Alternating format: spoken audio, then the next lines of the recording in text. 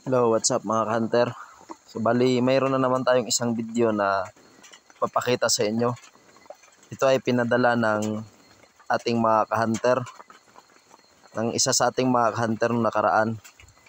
At sa video na ito ay pinapakita nila yung kanilang site para humingi din ng idea kung ito ba ay talagang man-made. So para sa akin naman, yung hinawakan niya ay talagang makikita na man-made talaga. Pati yung structures ng area. Nakita nyo naman mga ka-hunter, oh.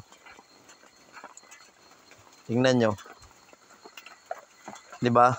Parang may mga alkitran na nakadikit sa mismong huli niya. Tsaka halatang hindi natural mga ka-hunter.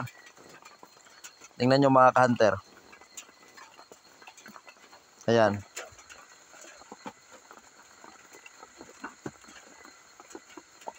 O, diba? Nasa mga ano na daw to eh. Nasa mga 12 feet. 12 feet yata to.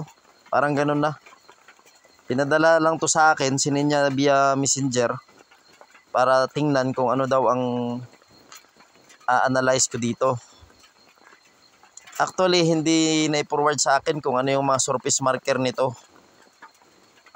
At hindi rin na-explain. Pero meron daw talagang mga surface marker to. Yun, sa analyze ko naman, ito ay man-made. At maganda kung ito ay itutuloy na project. At sapat na yun na makita natin na positive.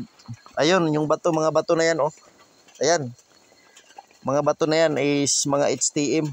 Mga man-made talaga. Kaya tuloy-tuloy nyo lang to mga ka-hunter. Kaya maraming salamat at sa gustong mag-send dyan, send lang kayo. God bless mga ka-hunter.